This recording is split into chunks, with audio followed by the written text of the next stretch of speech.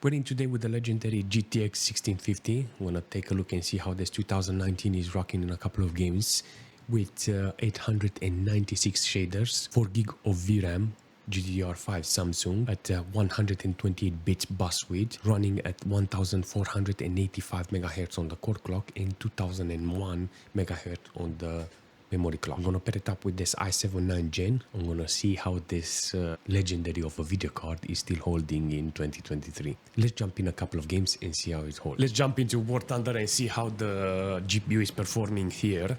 I wanna show you the settings. I'm in 1080p with medium details. So as a preset, I left it like that. All right, how we doing? Ooh, kind of good. Look at this, 100 FPS on average. I'll take this all day. What was that? Okay, two things I want to talk about it is the temperature. Yeah, definitely I need to adjust the fan on this one. I didn't know it was overheating, you know, kind of horrible performance from that fan. I think I have to check that thermal paste there. Let's see how we're doing. I got like 140 FPS on average. It's kind of good performance overall.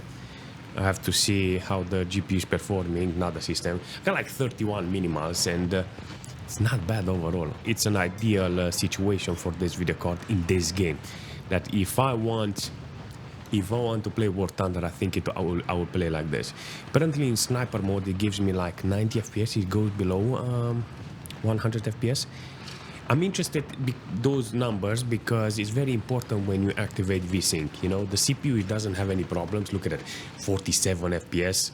That's nothing, you know, like 30, 40 watts consumption on the CPU with under 10 gig of system RAM, you know, utilization. But the main star of today is the GPU. The GPU score is like 100% load. And I'm not gonna lie, it's doing a fantastic job on this occasion. 3.2 gig of VRAM used. It's using the VRAM and it's using the GPU properly. Look at that. But 65 degrees, you know, 65 degrees on maximum fan load, maximum power on the fan. Apex Legends on 1080p with low details. Let's see how the system is holding. Can actually see in this situation that the GPU is performing really well. Not gonna lie, it's kind of good to see this video card performing like this. I'm 100% sure there's a lot of settings you can put in Apex Legend in order to optimize it for your way, you know. In this situation with maximum core load, it's okay, even though it's giving me 100 FPS. I can benefit from this and use VSync in order to achieve a better efficiency from the video card. I only get 2.4 gig of VRAM utilized in this situation, see 10.8 gig of system RAM. It's okay overall, you know, but it's not very efficient, if I can say that. I mean, the GPU and the CPU are good in this situation. It's kind of interesting to see, how should I say, the averages, 76 on minimals and 97 on 1%, you know. If you have 120 FPS on average, that's kind of good. Let's see if we activate VSync. Can I put VSync on? 60 FPS, triple buffer. All right, 60 FPS on average. Already see that the core is not utilized anymore, like 40% load on the core. That's really good for this situation. 60 FPS is good on low details. This is what I wanted, you know. If I put the game on low details with this video card and lock it on 60 FPS, I will get efficiency from this video card. Imagine saying that, getting efficiency from 1615 Apex. You can, apparently. So, how does it feel on 60 FPS with VSync? Good, I'm not gonna lie. 40 FPS on minimals and 49 on 1%. I mean 31 depending on the situation. Let's see how Farlight is working with this combination on full screen. Actually, I want borderless. I don't know why is there. I want smooth because this is low details. It makes no sense why I'm on 60 FPS. Seriously. This is kind of weird to see, but it's working with 60 FPS. I'm actually surprised because I have to reset the whole game in order to get that FPS properly. I don't care, you know, even with 60 FPS it's still okay. In this situation, at least I get some very interesting performance from this game, you know, because look at this. I got only 2.3 gig of VRAM utilized, 13 watts, actually 15 watts consumption on the GPU. Even though I didn't like it at the beginning, I realized now it's much better because it showed me how efficient the video card is. Wow, that's a very low TDP from this video card. Is this game TDP efficient? Very TDP efficient. Yeah, apparently it didn't manage to take more than 2.5 gig of VRAM, so everything is okay in this situation. I like the performance overall. Let's jump and see how PUBG is going to run with the system. Start with very low 100% render scale and DirectX 11. Let's jump like this and maybe adjust it in the game and see how it's working. All right, how we doing in PUBG with 1650? Oh, I actually thought it would be horrible, but actually it's performing really well, you know. Seeing hundreds of FPS, that means there is a chance so I can make it with 60 FPS on efficiency mode. This is kind of cool to see in PUBG, you know. So I'm not gonna lie, the performance in the game it's kind of fantastic with the system, but I'm on very low FPS, so it doesn't matter. There is enough performance here so I can make this game and the system efficient in PUBG, you know.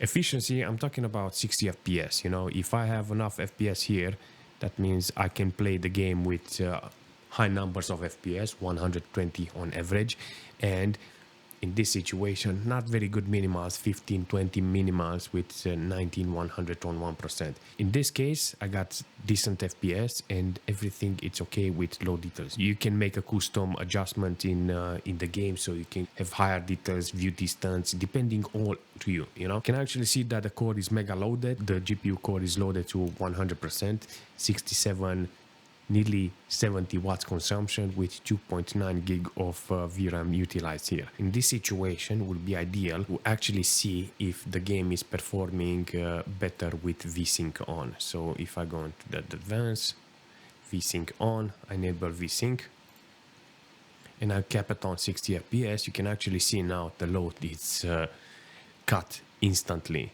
you know. Look at this. 2.9 gig of VRAM. Actually, that one stayed the same, but it's only 42% load on the core, and that's fantastic. Temperature, wattage, 44 watts now, instead of actually reaching 70. Everything is much better if you manage to level the FPS on 60 FPS. If you can adjust it in such a way so you can get better minimals, it's okay. So look at that. VRAM is already loaded to 3 gig, and the temperature it's already below 60 degrees. This is efficiency. This 60 FPS with VSync, it gives you the best efficiency ever. Low TDP is the best. Let's jump into Counter-Strike and see how it's working. Yeah, boy. How you are set up in order to give us high performance. Global you put it like this. You know what? I'm gonna go in the game exactly how you put it on, with quality, dynamics, medium, high quality shaders, anti-stropic 4.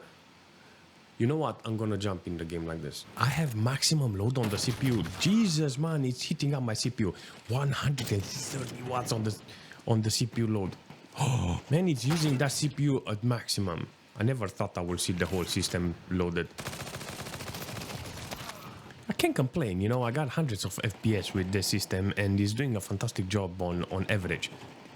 On minimals, it's not okay. 16 minimals. Damn, Daniel, look at the efficiency on the CPU. 130 watts consumption on this i7. Okay, actually see for the first time the CPU being loaded. The GPU is loaded, the CPU is loaded, everything is loaded in this. Wow.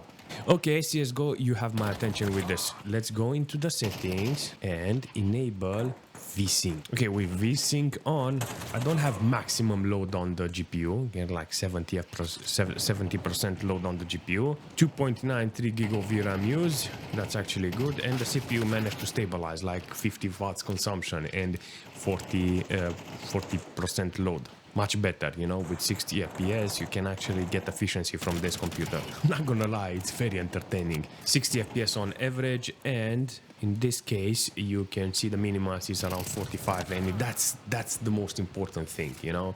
40 watts from the GPU, 50-60 watts from the CPU. You get like an, I want to say, almost efficient system, you know, like 100 watts. 100 watts is not that bad.